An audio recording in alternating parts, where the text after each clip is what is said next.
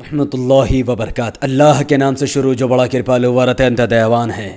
Greater Hyderabad municipal corporation election 2020 जहां पर BJP ने अपनी जान झोंक दी, बड़े बड़े नेताओं को उतार दिया और 150 सीटों पर अपने उम्मीदवार को उतार दिए। वहीं पर असदुद्दीन ओवैसी साहब ने भी लगभग 45 से 50 सीटों पर अपनी उम्मीदवार उतारे और टीआरएस कांग्रेस ने भी मिलकर 150 सीटों में अपनी उम्मीदवार उतार दिए। बहुत ज्यादा बीजेपी को अपने घमंड था, अपने ऊपर बहुत ज्यादा उसको भरोसा था और आखिरकार रिजल्ट के रुझान कुछ इस तरीके से अब तक रिजल्ट पूरा नहीं आया है, लेकिन अब तक रुझान कुछ इसी तरीके से है कि टीआरएस ने 150 सीटों में लड़कर 54 सीट जीत ली है और 3 सीटों पर लीड पर है। अभी जिस वक्त मैं ये वीडियो बना रहा हूं उस वक्त एआईएमआईएम 42 सीटों पर जीत दर्ज कर चुकी है और 7 सीटों पर ऑलरेडी लीड पर है। बीजेपी 37 सीट जीत चुकी है और 7 सीटों पर लीड पर है। कांग्रेस 2 सीटें जीत चुकी है और 0 सीटों पर लीड पर है। यानी देखा जाए तो टीआरएस के पास 54 सीट, एमआईएम के पास 42, बीजेपी के पास 37 और कांग्रेस के पास 2 है। बाकी अभी भी करीब 15-20 सीटों पर लड़ाई चल रही है, जहां पर एमआईएम अगर जो 7 सीटों पर लीड कर रही है, अगर वो जीत जाती है तो एमआईएम कुल 49 सीट जीत जाएगी, टीआरएस 57 सीट जीत जाएगी, बीजेपी लगभग 44 सीट जीत सकती है। तो ये अब तक का रुझान था। बहुत बड़ा झटका मिला बीजेपी को, क्योंकि बीजेपी ने जितना उम्मीद किया, जितना ज्यादा पैसा और ताकत झोंका, उस हिसाब से बीजेपी को उम्मीद था कि वो 100 सीटों से ज्यादा लाएगी, क्योंकि कांग्रेस का उसका पूरा सपोर्ट था। टीआरएस की 2016 की जब आप लीस्ट देखोगे, 2016 में टीआरएस के पास 99 सीट थी। अब आपको पता चला है कि एग्जैक्टली में हुआ क्या है, क्यों एमआईएम अपनी पूरी सीट बचा ली है और टीआरएस की करीबन 40 सीट से ज्यादा उसका नुकसान हुआ है। टीआरएस के पास 2016 में 99 सीट थी, वो जीत चुकी थी और इस बार 54 सीट वो जीतने के कगार पर है। यानी करीबन 40 सीट उसको नुकसान हुआ है, क्योंकि वो सीटें बीजेपी के खाते में चले गए। मैं उसका रीजन अभी आपको बताऊंगा। एमआईएम के पास 44 सीट थी 2016 के म्युनिसिपल कॉर्पोरेशन इलेक्शन में। इस बार एमआईएम के पास लगभग 42 सीट जीत चुके हैं, 7 लीड पर है, यानी 49 सीट होने वाले हैं, यानी 5 सीट ज्यादा एमआईएम के खाते में जुड़ चुका है। बीजेपी 4 सीटों पर थी 2016 में और 2020 के इलेक्शन में बीजेपी करीबन 44 सीट के आसपास आने वाली है। कांग्रेस 2 सीटों पर थी, 2 ही सीटों पर सिमट कर रह गई। ये आरएसएस मतलब कांग्रेस बात एक ही है, ये 2 ही सीटों पर सिमट कर रह गई। टीडीपी की 1 सीट थी, इस बार टीडीपी के पास 0 है, कोई लीड पर नहीं है, कोई हार जीते कोई मुद्दा बचा ही नहीं। तो टीआरएस का जो 40 से ज्यादा सीटों का नुकसान हुआ, इसका मतलब आपको समझना पड़ेगा।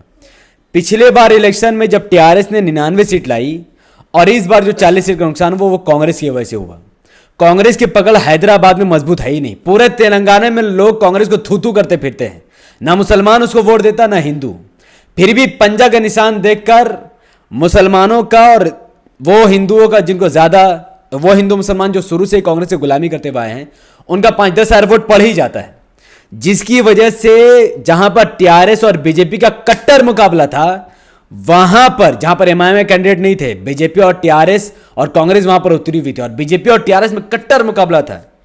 ऐसी करीबन 44 सीटों में कांग्रेस ने 5 से 10 हजार वोट काट दिए, जिसकी वजह से टीआरएस का 10 हजार वोट कट गए और बीजेपी को उसका फायदा हो गया। तो बीजेपी को 4 सीट से 44 सीट लाने वाली अकेली कांग्रेस पार्टी है।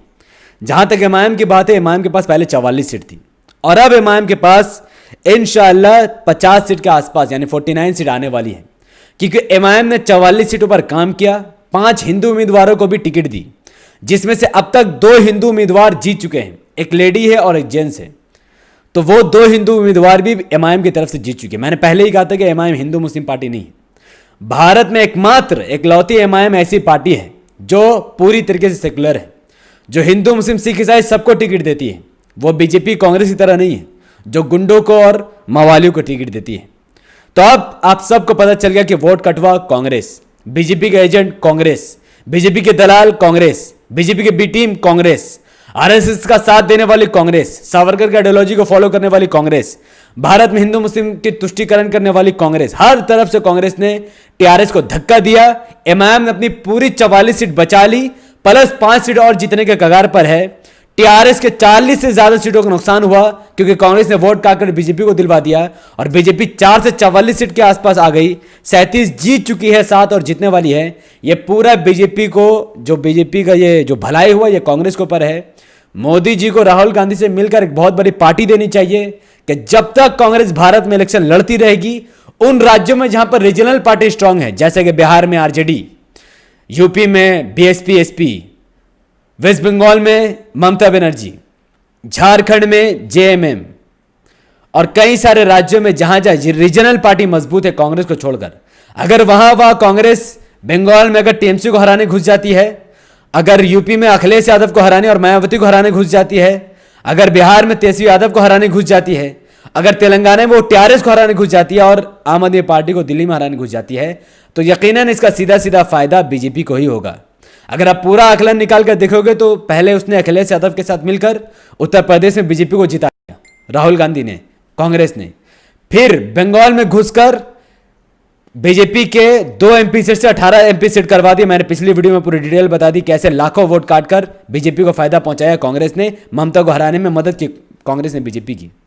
फिर तेलंगाना में घुसकर राजा सिंह को भी जिताया, एक और एमएलए को जिताया और 3 मेंबर ऑफ पार्लियामेंट बीजेपी को जिताकर कांग्रेस ने दिया टीआरएस का वोट काटकर। फिर बिहार में आपने देखा कि 70 सीट लेकर कैसे उसने 19 सीट जीती और एक 40 सीट से भी ज्यादा उसने बीजेपी को वोट कटवाकर जीत हासिल करवा दी। और अब यह कांग्रेस पार्टी तेलंगाना में आकर ग्रेटर हैदराबाद म्युनिसिपल कॉर्पोरेशन में अपने उम्मीदवार को उतारकर उसने साबित कर दिया कि कैसे उसने 44 सीटों पर जहां पर टीआरएस मजबूती से कदम जमाई हुई थी, वो बीजेपी को हराने वाले थी, लेकिन इसने वोट काटकर बीजेपी को वहां पर जितवा दिया और टीआरएस को 99 से 57 या 57 तक लाकर उसने खड़ा कर दिया। लेकिन अल्हम्दुलिल्लाह एमआईएम वाहिद ऐसी पार्टी है जिसने अपनी पूरी सीट बचा ली। 50 सीटों में लड़कर वो 49 सीट जीतने वाली है, बहुत मायने की बात करती है। बीजेपी यहां पर रेडी चोटी का जोर लगाकर चल गई, लेकिन एमआईएम का वोट वो नहीं काट पाई, क्योंकि आपको समझना पड़ेगा कि जिस असदुद्दीन ओवैसी साहब से पूरा बीजेपी पूरे भारत में परेशान है, आज उसी हैदराबाद में जहां से असदुद्दीन ओवैसी साहब निकल कर आए हैं, उस हैदराबाद में बीजेपी ने कदम रखा है। समझने वाली बात यह है कि उस हैदराबाद में बच्चा बच्चा ओवैसी है, मुसलमान वहां पर मुत्तहिद है। वहां के मुसलमान कांग्रेस टीआरएस अपना वोट नहीं बांटते, वहां के मुसलमान आरजेडी जेडीयू टीएमसी कांग्रेस अपना वोट नहीं बांटते, बल्कि मुसलमान मुत्तहिद होकर शिया सुन्नी अहले हदीस बरेलवी जितने भी देवबंदी तबलीगी सब मिलकर अपनी पॉलिटिकल इमाम असदुद्दीन ओवैसी साहब, पॉलिटिकल जमात एमआईएम को वोट देकर एमआईएम को कामयाब करके उम्मत को आगे बढ़ाने में और देश का संविधान बचाने में एक अहम रोल अदा करते हैं। तेलंगाना हैदराबाद को एग्जाम्पल ही देखते हुए लोगों को बंगाल में वोट देने की जरूरत है। जैसे तेलंगाना में टीआरएस बीजेपी को हराती है और एमआईएम बीजेपी को हराती है, 2 पार्टी अलायंस नहीं करती है, उसके बावजूद भी बीजेपी का नामो निशान मिटा देती है। कांग्रेस को बॉयकॉट किया जाता है और तेलंगाना में ना बीजेपी की सरकार है, ना बीजेपी का मेयर है, ना ही बीजेपी का कोई ज्यादा एमएलए एमपी है। उसी तरीके से वेस्ट बंगाल में भी ममता को असद साहब के साथ मिलकर बीजेपी को उखाड़ फेंकना चाहिए। बिहार में आरजेडी को एमआईएम के साथ मिलकर बीजेपी को उखाड़ फेंकना चाहिए। उत्तर प्रदेश में एसपी बीएसपी एमआईएम को मिलकर बीजेपी को उखाड़ देना चाहिए। हर जगह से कांग्रेस को हटाकर बीजेपी को उखाड़ना चाहिए। लेकिन अगर आप सब एमआईएम को, अगर ममता बनर्जी कांग्रेस के साथ अलायंस करेगी एमआईएम को छोड़कर, तो यकीनन उनका वोट कटेगा और बीजेपी जीत जाएगी। अगर अखिलेश यादव मायावती अगर कांग्रेस का हाथ धरेंगे बीजेपी को हराने के लिए और एमआईएम को छोड़ देंगे और एमआईएम के साथ लगातार वो टारगेट करते रहेंगे, तो फिर वहां भी बीजेपी जीत जाएगी। और आपने देखा पिछले इलेक्शन में, लोकसभा इलेक्शन में एसपी बीएसपी कांग्रेस साथ मिलकर, माफ करना, विधानसभा इलेक्शन में एसपी ने कांग्रेस का हाथ थामा और नतीजा क्या निकला, बीजेपी की सरकार बन गई। फिर एसपी बीएसपी एक साथ है, कांग्रेस ने पूरे सीट में उम्मीदवार उतार दिए, वहां पर बीजेपी एमपी इलेक्शन जीत गई। बिहार में आरजेडी ने कांग्रेस के साथ अलायंस किया, एमआईएम को उसने घास नहीं डाला, एमआईएम की 5 सीट आ गई और यहां पर कांग्रेस ने एक 40 सीट हारकर बीजेपी की मदद कर दी।